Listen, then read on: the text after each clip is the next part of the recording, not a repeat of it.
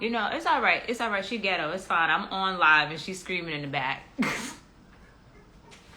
Ghetto. She was walking mad hard and she slammed the door. She slammed the door in the back and everything. Walking mad hard. My mother walk hard. She was like boom, boom, boom, boom, boom. But in the back, I'm like, Ma. Then she woke up the baby. She had to get out, y'all. She has to get out.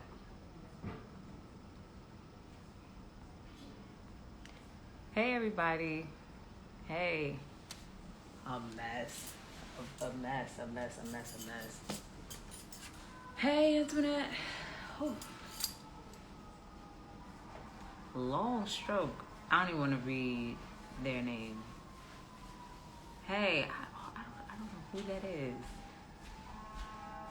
But I'm quite sure everybody else can see who that is that just joined. Hi, Ma. Stomping mad hard, yelling in the back. Talking about bring the cheese doodles and the juice for Gray. Hey, Shakia. Mad hard. She was stomping mad hard. Mad hard. Meredith, I love you. Tiff, you could go ahead and just say something so I can request for you to come in. Just say hello, and I'll request for you to come in. Oh.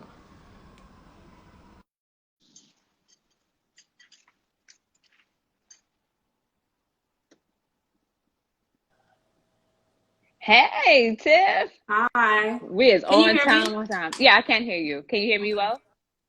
This is a first for me. Bear with me. Okay, yeah, I can hear you. I'm making everybody come out their comfort zone. I know everybody is like, when I say You're you want to go, bugging. I like, you want to go live? They be like, yeah. And then the day come, they're like, Right. And I'm like, you're bugging. I don't even know how we got here.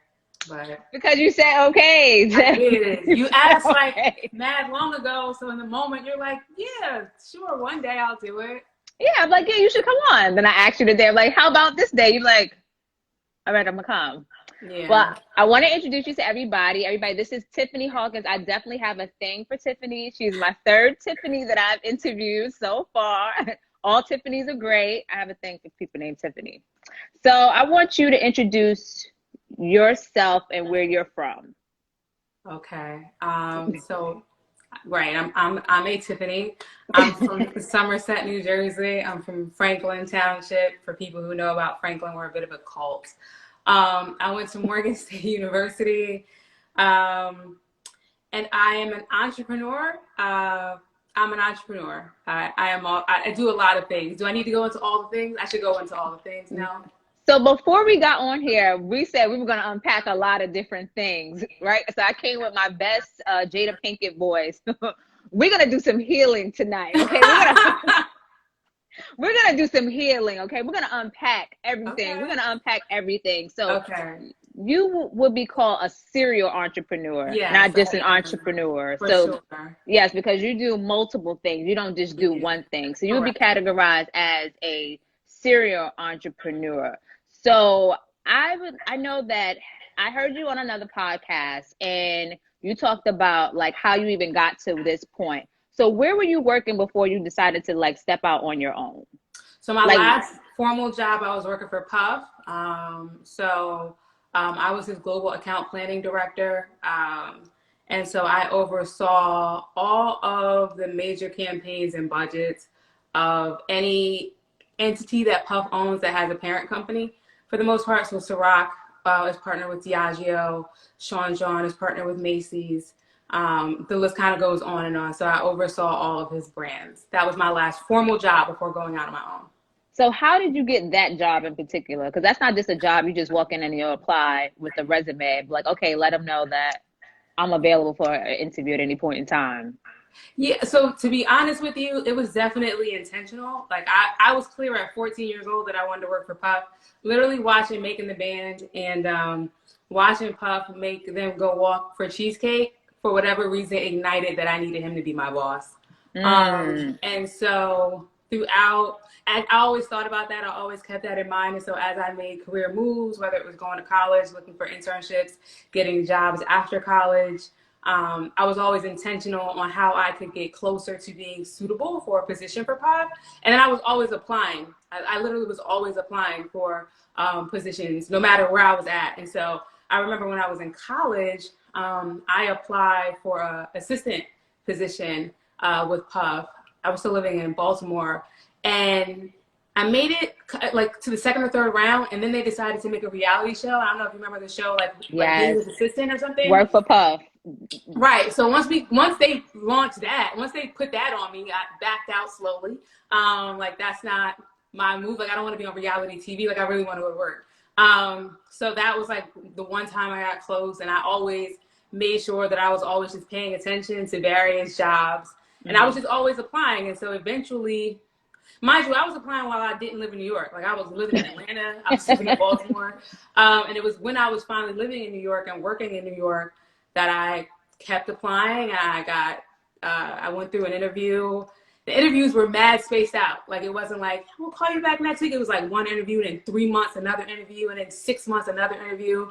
And I remember being at a party in LA, and one of the VPs at the time for Diageo, who oversaw Ciroc, I literally ran up on him and I was like, yo, give me my job. He didn't know who I was. He wasn't affiliated. He wasn't a hirer. Like he had nothing to do with anything. I was just over it. And I was like, yo, give me my job. Like it's my job. What are y'all doing? And while I know he had nothing to do with it, a week later, I got the job. And you manifested it though. But what was that experience? Because I know the work ethic is different when you're working for somebody in the industry. Yeah, I mean, it's everything that they say it is. It's everything that you think it is. Like all the speculation, all the rumors. It's all of those things. But like, I was suited for it. Like that's who I was at the time. Like I was all 10 toes down. Like I take a bullet at the time. I would take a bullet for Pop. Like, one thing that he told me on like one of my first days at work. He was like, I've seen your resume. You're very skilled. You've got a really strong corporate background. He's like, that really had nothing to do with me. He was like, your issue is that you don't know how to work for Puff Daddy. And if you don't figure out how to work for Puff Daddy very quickly, you're going to have a problem here. And at the time, I'm like, well, I don't know what that means. And right. I'm really diligent and I'm hardworking and I'm well-spoken and I'm well-written. And I did learn shortly that is secondary to learning how to work for Puff Daddy, what his needs are, being able to take initiative, you being a very strong personality. You really have to you really have to think you're Puff Daddy. To be honest, I'm not trying to be funny. Like you really got to walk around like him, like you are him. You have to believe in the unbelievable. And so, yeah, it was all the things that people say they are. There's no exaggeration. If you heard about it, it probably happened. Like I said, making the band is what sparked it for me. So I felt like I already knew what was coming. I didn't have to walk to get cheesecake, but it was tense. And I loved it though. Like I thrive in those environments. So how long were you working for Puff, and then you decided to kind of like branch on your, like, what were those steps? Yeah. So, I was with Puff for between 2 to 3 years. And, I didn't decide to branch out. I went through like a mental breakdown a little bit. Okay. And at the height of my career, like at the height, I was getting accolades and accomplishments and achievements, and I started to lose myself, which is what happens in the entertainment industry, like when you're that close, right? So I really started to lose myself, and I was really, really unsure of who I was and where I was, and it caused me to just drop everything all at one time. Anything that I was affiliated with, whoever I was dating, whoever I was friends with, wherever I was living, my job, I just dropped everything one day, all at one time, and just kind of disappeared for a long time. Where did you go? I mean, first I went back to my parents' house, and then they're like, what are you doing here? And that didn't work very well. When you're an adult, living with your parents doesn't go well. So that probably went well for about 3 months of them asking me, what are you doing? Why don't you have a job? Like, what is your plan? Then I moved to Atlanta for a little bit to get even deeper into mysteriousness. And I stayed in Atlanta for probably like a year. And it was solely to not be around anybody that I knew prior to. And while I figured out what I was dealing with and who I was and how I was going to be as a person. Right. And it was during that time, for people who've been in this space, that you get broke also at the same time. You don't have a job. Right. I had some savings, but I ended up getting swindled out of that by somebody who I was really close with. So I was applying for jobs left. Wait, hold on. How deep we get in here, Tiff? Because I want to make sure we cover it. Because you can't throw something out here like that and then like don't explain. You said you got swindled out of your savings? Yeah. I was yes, that's what happened. And I moved past it quickly because it's meaningless now. Right. But what it did was, for the people who, again, I thought I was friends with, it removed those also. And it was during that time where I got, I didn't have any money. And I couldn't get a job anywhere, which I couldn't understand because I had a super strong resume and a really great reputation. And so I just gave in. So there's a lot of people who are entrepreneurs because they have the spirit and the drive. That wasn't me. I'm an entrepreneur by desperation. And one night, sitting on someone's couch, I decided I'm going to start a company doing something that I've never done before, but I know brings in money very quickly. Like I don't want to offer out marketing and strategy services because that's a retainer and I got to do the work first. I need product. I need you to pay me now. Like I'm broke today. And so I built a website and I launched a company that day, sitting on my friend's couch. And, I was really down on myself. I was really embarrassed that I hadn't spoken to anybody in a really long time. So I emailed the 4 people who I knew would not laugh at me. And I said, hey, I did this thing. You can ignore this email if you want to. But if you trust me and you're interested in becoming my client, check me out. And all 4 of them responded and all 4 of them became my client. And within like 72 hours, I had $8,000. And for the first 24 hours, like you go from having $0 in your account for several months to having $8,000 and you're staying on your friend's couch. Like you're a little nervous. Like I'm like, oh, I was just playing. Like, I don't want to steal these people's money. I don't know what I'm doing. And then I decided, like, no, I actually really want to spend this money. So I'm going to do the work. And I went out and got an apartment. And I went out and started to build myself back up. And it's been nothing but up from there, like as far as professionally. So what were the services that you were offering to these 4 clients? Websites. So you were making websites? I was making websites. And I don't have any experience in making websites. I got on YouTube and I taught myself how to make websites. And, I only took clients that wanted basic things like I knew my limitations. Right. I also wasn't charging a grip either. And I also knew I had good style. Like I knew I had good style. I had worked with creative directors in the past, so I know what something's supposed to look like to sell.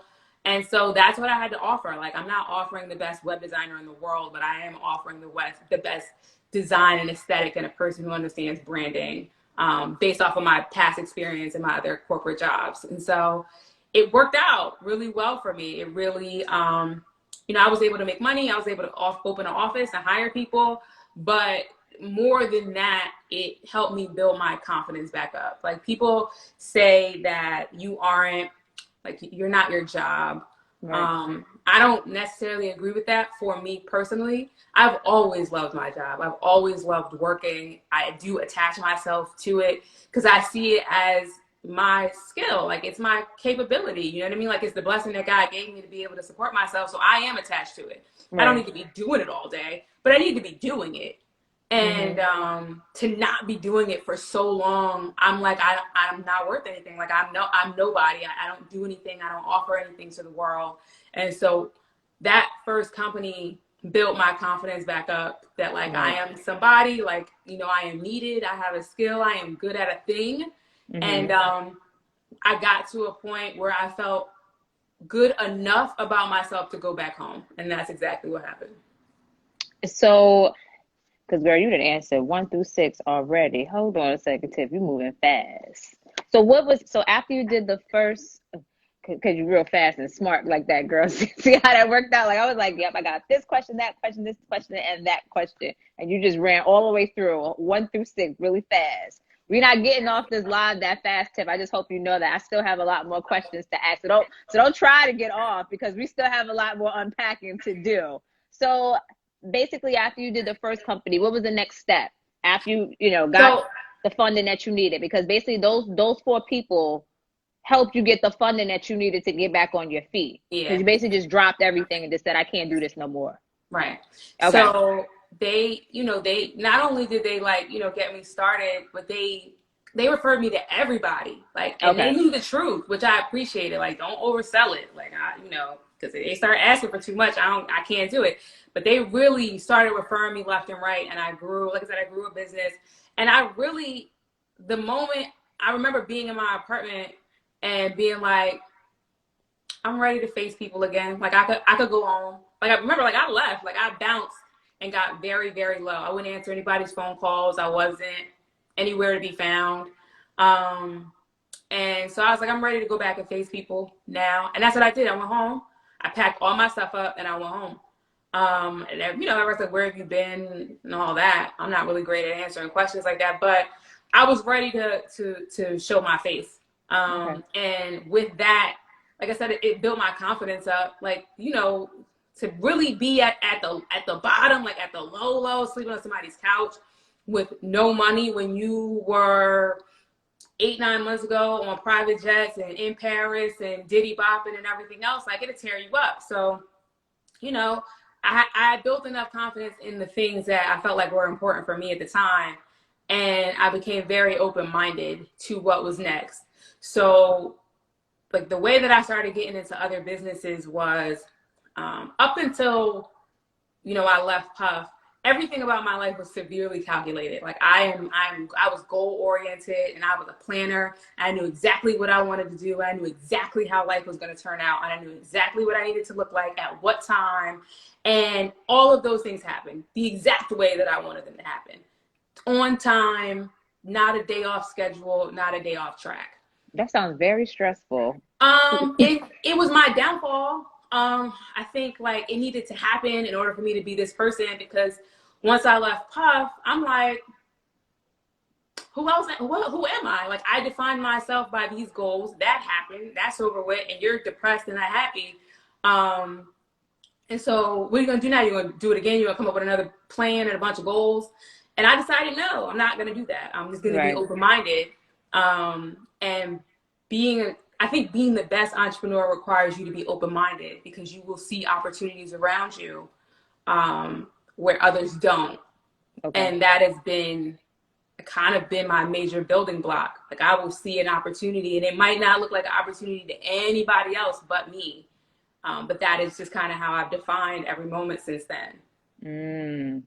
So what was the next business? So are you still doing websites, right? You still do websites? I own the company. I'm not building no website. Yeah, I have a team. People build websites. I own the company, and that's that on that. Yeah. So what was your next business venture? So my next business venture was getting into franchising. Okay. And so one of my last clients that I actively worked on was for a firm called Momentum Advisors, and the founder of Momentum Advisors reached out to me through one of my childhood friends. He needed some work real quick. I did it over the phone. We never really met, but when I got home, when I came back to Jersey, my friend was like, "Well, you should meet this person. Y'all should meet." And I'm not I don't really like to meet new people, so I was really against it, but we did. And I found what he did interesting. Like, I'm like, I find what anybody does, I find interesting. When people are making money, like, I'm very, like, ears to the streets. Like, what do you do exactly? And so we had similar stories and similar backgrounds. And so, I said, listen, if you're down every, maybe one day a week or 2 days a week, you'll just let me sit in your office.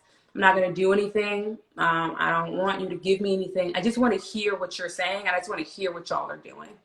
And that's what I did. And I started to hear them talking to pro athletes, and I had done a lot of work with pro athletes, and I heard them talking to pro athletes in a way that I know pro athletes don't like to be talked to.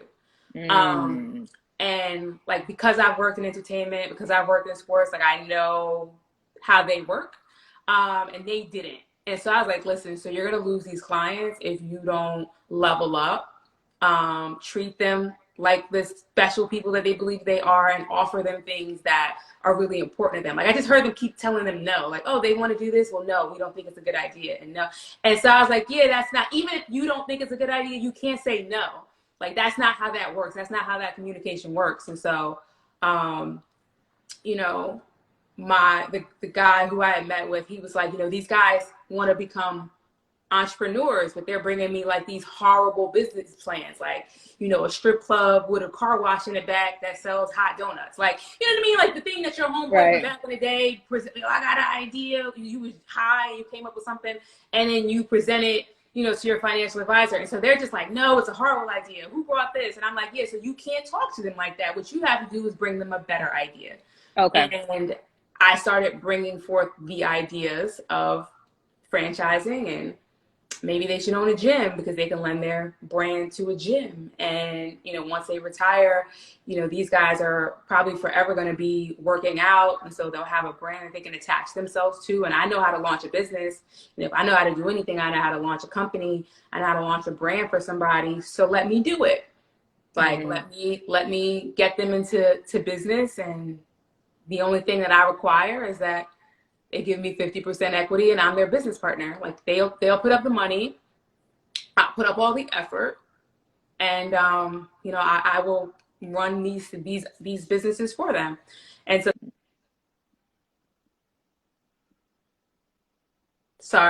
that's what I got into next was franchising. And so it was opening gyms. So I've opened 4 gyms between Maryland.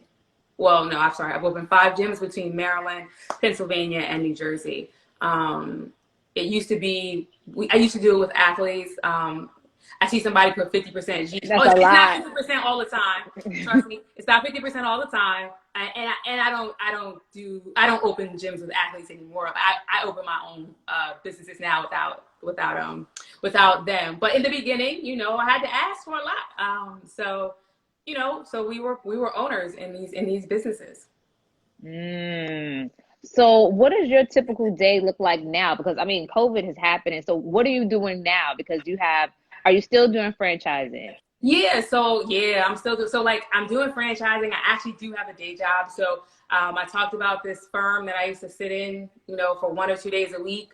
I eventually became a lot more involved over the years, and I ended up becoming COO of the firm. It's called Momentum Advisors. It's a wealth management firm based out of New York, and we manage the assets of individuals who have assets. And so I put a lot of effort into growing the company. We're really successful. We manage about $600 million in assets for individuals and institutions. So that is my day job. But I also last year with a couple of really good business friends of mine opened an insurance brokerage. So I'm partner of an insurance brokerage as well, called Momentum Risk Management. So my days are spent managing and growing those 2 businesses. Now, I do still have gyms. I also own dry cleaners. So for people who are familiar with Zips dry cleaners in the Maryland area, I own 2. And so that's, you know, along with gyms, but I put a lot of focus on the dry cleaners. I own 2 of those. I'm in development. I'm building a new one in the New Northwood at Morgan State University. I'm also building 20 new locations in Atlanta. Tim, come on, Tim. Tim got Tim got a brag list down the line. Keep going, Tim. So a day for me looks like I wake up early, I work out, and that is a COVID thing. Like I was never waking up working out pre-COVID. COVID has allowed, since I'm in the house, has allowed for that to happen. So I wake up, I work out. I'm a Peloton girl for anybody out here who's on Peloton. How do you like that though? I'm obsessed. Really? Obsessed with Peloton. Really? I see the commercial. I thought the commercial was just hype. Like I was like, if I get one of those and it don't do what it's supposed to do, it's everything. It's everything. Really? All the things. It's everything. Shout out to Peloton. Yes, everything. We got Lil Wayne rides. We got all types of rides on Peloton. It's amazing. But yeah, I saw Peloton in the morning, and then I'm usually doing meetings all day, whether it's with new clients or with my team, leading them, trying to grow them, trying to develop them. I also have a radio show on Sirius XM. So that's called the Momentum Advisors. It's me and the founder. And so we teach people about wealth management, personal finance, and entrepreneurship. And so we get a lot of leads into the website from that. So just managing those new business opportunities, you know, talking to my general managers who are running the businesses that are letting me know, like, if everything's going well, if I need to approve payroll, if, you know, anybody's tripping. So I spent probably from like 9 to 8 is usually just meetings all day long. And then like at the end of the day, I will check reports that have come in from the businesses that I own just to let me know like what our sales were for that day. Mm. And I'll call my managers if anything looks funny or if anything's going on. And then I'll just kind of like vibe out or chill out for the rest of the night. But it's just it's a lot of meetings. Pre-COVID, I was traveling constantly, right? So my day did not look like that. Like I was traveling every single week to a new city, 2 to 3 cities, doing speaking engagements, meeting new clients, learning about new investment opportunities, a variety of things. So that is more normal for me. This just sitting, having meetings all day and being on Peloton is a strange, but I'm embracing it. I'm embracing it a little bit. Yeah, because once the city, once the world opens up, not necessarily the city, we will hit the ground running. I just have a feeling like everything's gonna go like this. Yeah. Like, I mean, it's happening, but it's not happening at the capacity that I think everyone wants it to happen. So let me ask you this. So how has being an entrepreneur affected your family life? So that's a hard question for me to ask, right? Like to answer, right? I don't really know. Like I don't have kids. I don't have a husband. All of these things are voluntary. You know, I'm divorced. And I've always known I wasn't going to have children. That was always the plan. So like it hasn't affected it. Like it went by the plan. So like it doesn't really affect my family life in that way. If I think about like my parents and things like that, like, you know, their parents, my parents are like halfway confused, you know, like, what you do? You don't got a boss. What you mean? Like I've had to take them to my businesses and like tell the staff, like, tell them I'm your boss. Like they think I'm playing, like, you know, I'm dead serious. Like my name is on their check. Like it's a real thing. I did this. But yeah, I don't really have that, right? I consider my friends my family, but it doesn't. I've always known that I wasn't going to have children. Like I said, I'm not married or anything. I was, but that was a long time ago. So like, how do you like keep like creative juices though? Because even though you're in the franchise business, even though you have like all these different things that you're doing, you still have to be able to generate new ideas all the time. Like what keeps you creative? You know, I think that part of being able to stay creative is confidence. And I don't think anybody ever talks about, like, you have to believe your ideas are good to keep putting out good ideas, to keep putting out, you know, new ideas. You have to say to yourself, like, people will talk themselves out of an idea, even if it's not perfect, right? Like you're on to something. Like, you know, try to run it by some people. So for me, my stuff is worked out. so like I'm always open to something new. You know, I will say though, like because things have worked out, because of my reputation, people bring me new opportunities all the time, or new considerations or new business ideas. Like for instance, like I said, the new Northwood, you know, I'm opening a Zips in the new Northwood, but I'm involved in that development on a larger scale in a way that I would have never thought of by myself. But when the developer came to me and was like, listen, what would you do with this space that would really have an impact on Morgan and the community? And I'm like, if you're going to let me dream, then I'll dream it, right? If the only thing I have to do is launch it, like I've done that before, that's worked. So, you know, it's not hard. I talk to people who are about their business. That helps a lot. You know, when you see people around you doing big things, you're like, well, I want to do something big. I'm big, you know, like you're not better than me. Like, you know, we're peers. So if you could do something like that, I need to be thinking along that scale. And so for me, a lot of the decisions I have been making have been around, like, I just want to be in the room, right? So I'm a pretty quiet person in that, like, I don't require attention. Like, some people like, I want to be in the room, I want everybody to know my name. I'm not that person. You could think I'm a janitor as far as I'm concerned. As long as I'm in the room and I hear what y'all are talking about, I just want to hear what big money people are talking about. And I'll walk away from that and do what I will with it. And that's always been my saving grace. I'll sit in anybody's office just to listen and just leave. If I think things are working out for you, if I think life is good for you, can I sit in one of your meetings? Can I shadow you for the day? I won't say anything. I carry your coffee and carry your books. I just don't know what y'all talk about.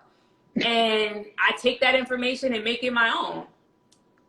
So I want to just say something right quick. So a lot of people are here. I don't think everybody went to Morgan. So I want to be clear because you keep mentioning Northwood. Sorry. Northwood was the area. It was where it's a gap. It was a gas station. The McDonald's was there, and it was just like an area across the street from the girls' dorm, Blount, and right across the street from Northwood Complex. I don't remember what's over there. Is the Northwood Complex still there? Yeah, so it was the shopping center. It was Morgan State University's primary shopping center. And that's where students would go to get, to eat, to get hood food, to, Sonny's was there. I got my hair done there. My hairdresser was inside of there. The bank was inside of there so I could get my money from my mom that she was sending to me while I was in school. Right. But I wasn't there at night. Not at all. Right. It definitely wasn't very safe. So, it's been torn down. So I know we're not having homecoming this year, and I know we typically, tailgate over there. That would not have been available this year anyway. But yeah, it's been torn down, and we're doing a major redevelopment that's like a game changer for the city of Baltimore and Morgan State. Yeah, so Northwood was very pivotal in like my freshman year of college because that area was where we did everything. The supermarket. It was a bar over there. It was like everything, like a one-stop and shop. You can go to the liquor store, get your hair done, go to the bank, go to the grocery store, go to the bar, meet a local, all in that one little area right there. Like, no, seriously, like, I think I worked in that bar, but that's another conversation for another time on another day. I'll talk about that later. So, like, what is your greatest fear? Do you have any fear? Because you seem very fearless. If you could sit here and say that you could walk in anybody's room and sit in anybody's room quietly and just chill, just to absorb the information that these people are having. Do you have any fears? And if you do, how do you manage them? Yeah, I don't. I just don't. I just don't. If it's gonna happen, it's gonna happen, and I'm gonna figure it out. So what is the biggest misconception of you? Because you and I were having this conversation, and what I really want to do is normalize Black girls being able to brag about themselves and their accomplishments.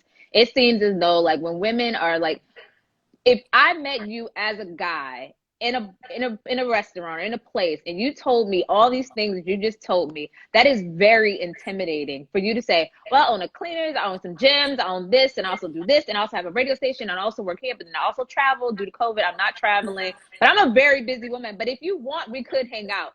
I don't know what I would have done. As a man, I don't know what I would do with that. You understand what I'm saying? Yeah. So how do you own your accomplishments? Yeah, I don't. Stay home? I don't, in the regard that I don't always think it's relevant. I think it's not always relevant. If I meet you at a bar, which I probably won't because I wouldn't be at a bar, but if I meet you at a bar, like, you buy me a drink or what? Like, none of these other things are relevant. Like, that's not relevant to like conversation 4 or 5, right? Right. But yes, when people do find out, like from a dating perspective, it typically, people get corny about it and, it's short-lived. But I just recognize that it's not always relevant because I just think that's a big part of me, but that's not all of who I am. And so you need to also get to know who I am as a person. But like the biggest misconceptions about me are that I am high maintenance. And that comes from like people who want to date, like people who know me don't think that. I think people think that I think I'm better than other people. That also comes from, these are all things that come from people who don't know me. I think people think that I'm nicer than I truly am. And I don't know. I think that people think I'm mysterious.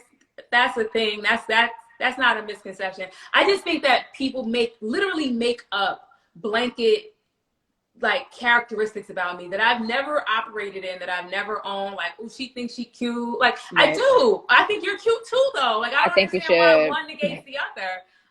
Or like, because I own these businesses, for some reason I'm better than somebody else who had a job. Like, again, like I became an entrepreneur by desperation. I also have a job. You know what I mean? Like, I think everything isn't for everybody. So, you don't need to be an entrepreneur. You need to go to work. Like, and I don't think I'm better than anybody for that reason. I just think people get real quick on material things or just Right. accomplishments. And I think people think I take myself very seriously. I think that's a huge misconception. I don't. But you know, I don't know. I keep to myself. I think you know that. I was very like nervous about this for that reason. I'm a very closed book. I'm not very open. So But I'll be honest. My opinion about you was I didn't know you. So like when I yeah, first met you at Morgan, I had to be about 18 years old, and I met you through a mutual friend. And so it was just kind of like, this is right. Tiffany. She went to school with me. So you were already at the He sells it school. though. He sells it. But I mean, I really didn't even get a whole lot of information from him Okay. personally. It was just like, oh, this is Tiffany. She went to school with me, and she's here. And I'm like, oh, she goes to Morgan. Okay. And then like, that was it. Tiffany, I never heard you speak until 2 years ago. Like, I've never Facts. really even heard you open your mouth. I didn't know anything about you. No one really saw me on campus because my classes was all arranged around whenever I woke up and got to class. I was a horrible student, but I But made that's it how through. most people are. They're like, I seen her. I think isn't she friends with such and such? But But I would just see you. But you had your own. By the time I got to school, you had your own place. You had a car, and you were just moving in your own lane. And so we didn't have the same circles. So we never really meshed. And you weren't at any of the parties. You weren't at any of the things that I was doing. So we never got a chance to see each other. I And was then at none of the things. right. And I'm so still the same way. Like right. And I'm so not that at any of the things. you never come to the parties on homecoming. I've never seen you come into any of these things. So it was just like, I don't know her. I've never really spoken to her. My first time speaking to you was after you came to the first show Yes. that I did at homecoming. You was like, I think you did a really good job. I was like, oh, I Yes. did. I was like, oh, this is my first show. Thank you. And like, that was like my first time you ever said anything to me, or me and you ever really had a conversation. But there was never really, I don't really think I had any opinion about you. It was just like, I just don't know her. Like, I really But just don't that's know the this goal. girl. Like, I That's my really don't. goal. Right. And that's okay. That's my And goal. My goal is to be like, did that happen? Was she here? Who was that? Somebody said but something. you do stand out, and people do know of you, or know your name. But I don't think people know you. Like, I don't No. know you, but I know of you. And then I knew your work. You know what I mean? I knew you did websites. You know what I Yeah. mean?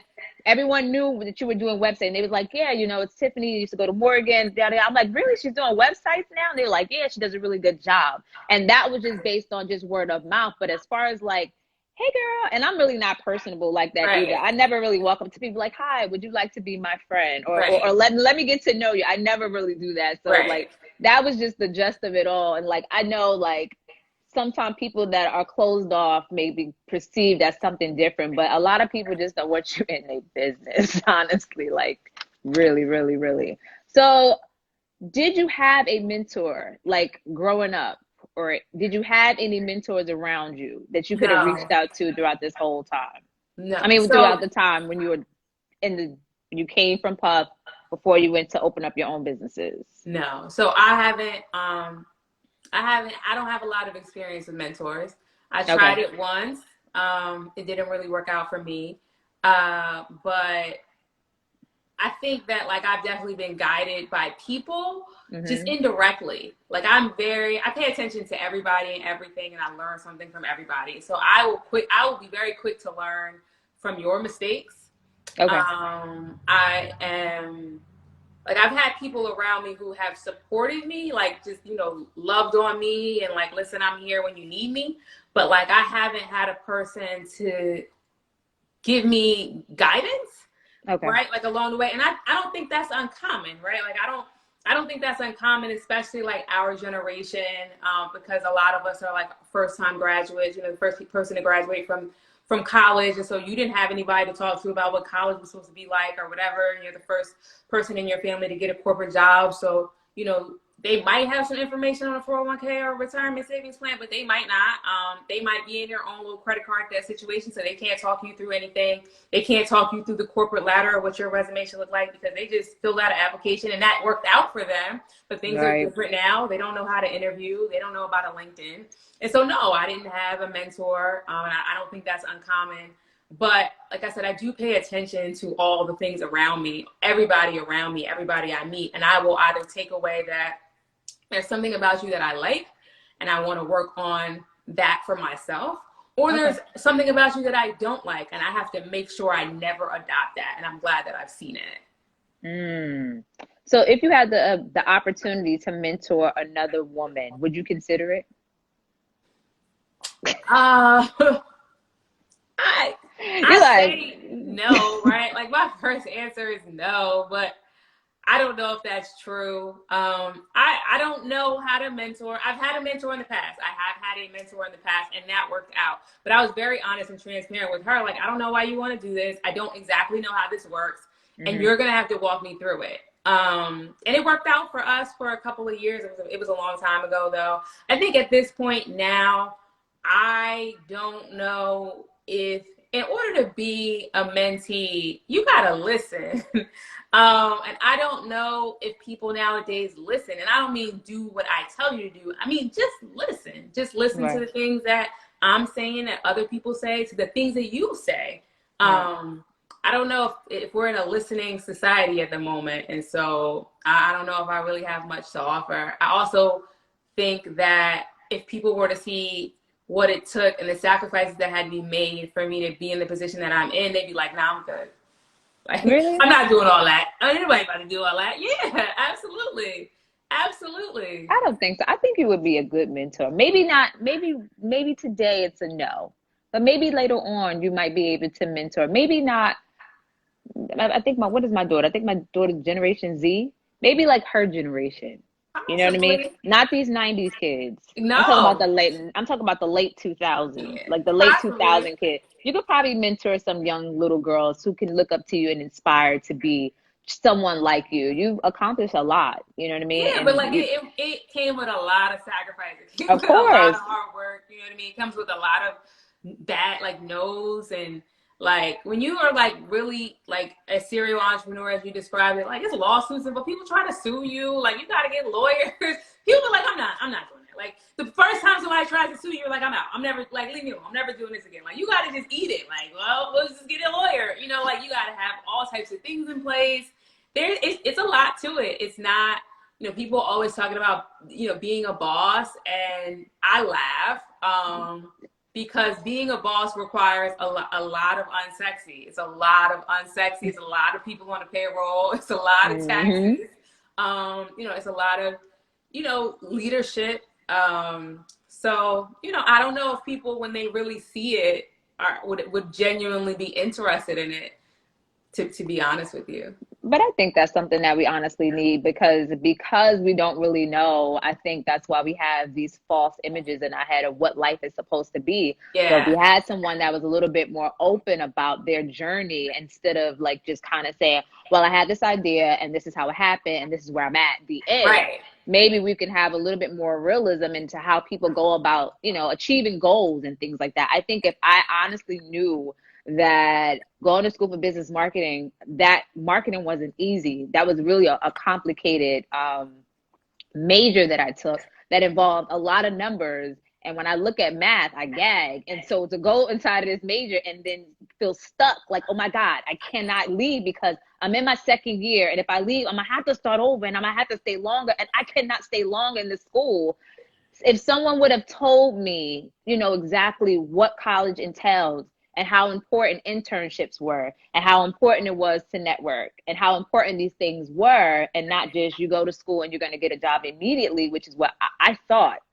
If someone else says, but you have a degree, to me one more time, I'm going to lose it. Right. Like that doesn't absolutely mean, oh, you have this degree. That doesn't mean absolutely nothing. It may mean something to someone who does not have one, but for someone who has one, I haven't put that degree to use since I got the degree. It's just been, I don't even know where it's at, to be honest with you. I don't know where my high school diploma is at or my degrees are at. I don't know where they're at. And you know what? I'm not going to look for them because I'm grateful for them, but they don't make me who I am. And like I said, if someone would have been a little bit more honest about the role, they just kept enforcing college in my head as I grew up. So I just thought that was the next step.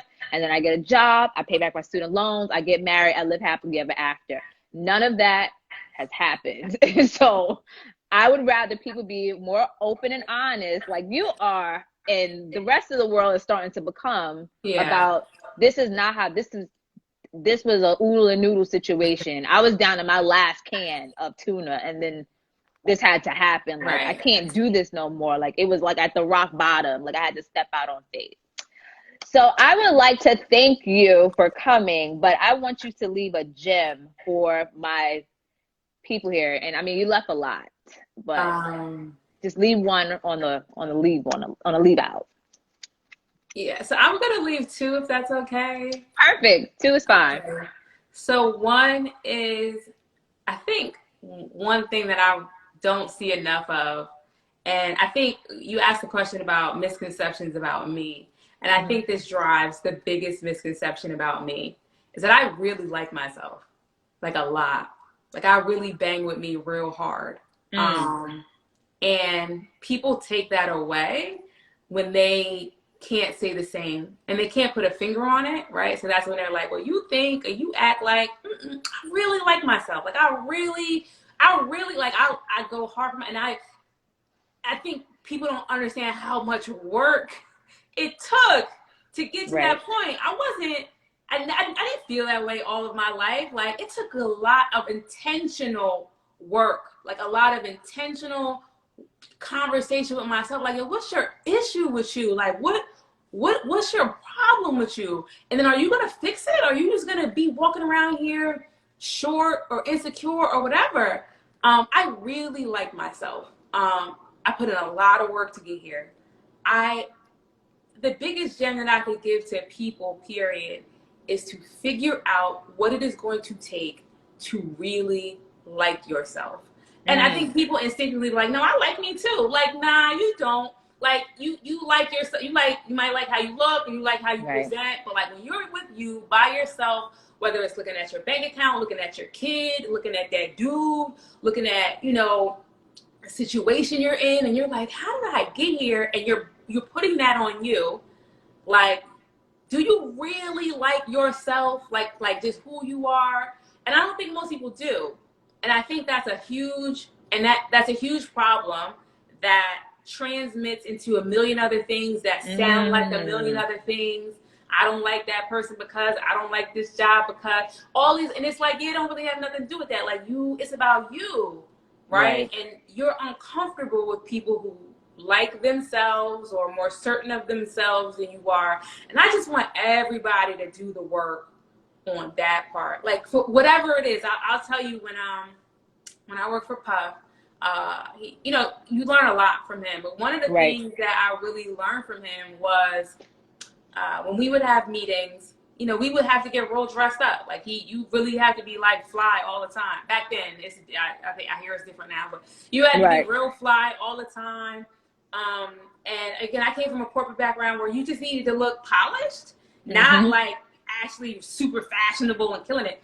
And I remember having one of my first meetings with him, and Puff employs people of all different sizes and everything. And I was like, I wore a suit, and I hate wearing suits. And so I was pulling on my jacket, I was pulling on my shirt, and he was like, "You gonna have to do something about that." And I was like, I'm thinking like I have to get my suit tailored or get a better suit. And he was like, "You're not comfortable with yourself." He said, "I don't care what it looked like. I don't care if you big, if you skinny, but you better like it. Like and if you don't like it, fix it." He was like, "You got to be comfortable with yourself at all times around me because I'm gonna make you uncomfortable." And he was like, "I feel good about myself. Like I like my skin. I like, how I sound. I like what I have to say. And you better get there." He said, "You'll never survive in this company if you don't get there." And he was correct. And that was part of what he was talking about when he was like, "You need to learn how to work for Sean Combs. Like you can't be out here like, if I could just lose 5 pounds, if I could just grow my hair a little bit more, if I could just sound a little bit more like this, if my vocabulary is a little bit, you got to figure it out. You got to get there. If that's what it's going to take for you to feel like you are everything, you got to get there. You got to get there fast. Don't be mad at anybody else who's there before you. You got to get there fast. You know what I mean? And own it." And so, like when I was in that period of, starting that first company and just trying to dig myself out of a hole, I remember God talking to me. and hearing Puff's voice, because I kept saying, like, you know, when I get back in a good place again, when I'm back making good money again, when I'm back, you know, in this status again, you know, I'm gonna do all these different things, right? And I remember hearing, like, you gotta get ready now. If it, like, don't wait till things start to work out and then you still pulling at your jacket or you're still feeling uncomfortable with yourself. Like, get it together now. So I am a person who stays ready. Like, I've been working out all COVID. I don't know where I'm going. It don't even matter. It Like, don't when matter. I get invited, like, I'm ready to go. Like, you know what I mean? Like, I've been, you know, reading. I've been working on things. Like, I've been working on tons of new business in COVID. More business tips? Lord have mercy. We got to get ready. Like, why were you doing? It was COVID. You wasn't worried about, like, I'm always ready. Like, I'm always, like, nothing's going to catch me by surprise. Like, you know what? We got this opportunity for, you know what? I had something going for that. I was already working on it. I got that outfit all ready to go. You know, I just so happen to know some people out there. Like, I already know some people. So it's really learn to like yourself. Seriously, and that can only be done with you in your alone time. And with the things you don't like, it's cool, but fix them. Just fix them quietly. You ain't got to tell everybody. Like, fix them quietly, so nobody even knew it was your issue. Like, people don't need to know what you're working on. Just work on you so that you really bang with yourself harder than anybody else could ever imagine. I think that's like the most important gem. And then the other thing I would say is just like, you really, I know this is going to sound super corny, but like, you genuinely have to be honest with yourself. I don't think most people on this planet are honest with themselves. Like, you don't tell yourself, like, yo, I'm not good at that at all. Like, I suck at that. I should never do that again. Or you don't tell yourself, you know what? Like, I'm really, really good at this, but I don't take it seriously because y'all call it a hobby, or because I do it for people for free, or because I do it on the weekends. Like, even with you, Simone, like, somebody could have said, I walked up to you at the homecoming event that you did, and I was like, you did a really great job. And you could have been like, girl, I just be playing. I don't know what I'm doing. I got to go back to work. You know? And then you decided, I'm going to make this a real thing. Right? It could have just been every time somebody have a little party or cookout, Simone is hosted, and that's it. And I'm going to, you know? But you have to be honest with yourself, right? Like, your job is one thing. That's a thing. That's real life. That's what it is. It serves its purpose. But, like, truthfully about myself, I don't know if I like that. I think I like this, and I'm actually really good at that, and I need to take it seriously. And you know what? Things that I'm not good at, I really need to stop doing. And the people who are around me who I don't really feel comfortable around all the time, I probably should stop calling them my friends. And I probably should just, something about the situation doesn't work for me, so I should probably just back out. People lie to themselves for whatever reason, and it just causes you to stagnate yourself.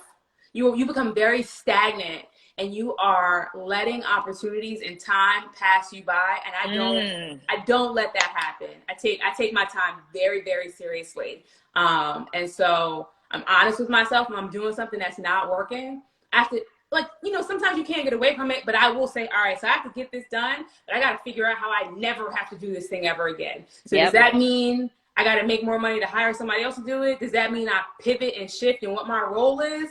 I don't know, but like, I'm not good at it. I'm not going to get good at it, and I'm going to focus on the things that I'm good at. And it doesn't make me a bad person. You just have to be honest with yourself. Just be honest with yourself, just about everything. I wish people would try it for like a week. About everything, about what you think about other people, about your responses to things. Like, ask yourself why you responded that way. Like, what's that really about? Is it about something external, or is it really internal? Those are the reasons why I'm pretty fearless. Like, I'm very honest with myself, and I like myself. So if all this shit falls apart, I still like myself. Like, I still got me. That's happened before, so we're gonna have to do this again. Like, you know what I mean? Like, it's happened a couple times. We're just gonna have to get back on this thing and do it again. I'm honest with myself that it's worked out every other time. So it'll work out this time. And that's the last bit of advice I give to everybody. To anybody who's watching this, who've even felt the need to think that I have something to offer, I appreciate it. But, like, people who worry about if things are gonna work out, or who are uncertain about the ideas that they have, or just like, even with this pandemic and the president and all these other things, like, you know, are we going to just fall apart? Is my life going to fall apart? I don't have a plan, or I don't think my plan is going to work. You have 100% success record in beating every single day and everything that's attacked you thus far, right? Yep. Like, no matter what's happened, who said it, what didn't work out, you survived everything that's ever been thrown at you ever with 100% success rate. Mm-hmm. As long as you're breathing, you have 100% success rate on anything that anybody's ever done that's ever happened to you. Take that and run with it and stop doubting yourself. Like, I don't understand how you could doubt yourself with 100% success rate. Anybody who's ever said, put something on you, came for you, took something from you, you survived every time. Yeah. Every time, but you're still out here questioning and doubting tomorrow. Like, don't do that. Like, oh, you got 100% success rate. That's what your resume says. Write 100% on your resume. That's it. You did it 100%. I do it 100% every day. And take that and run with it in life.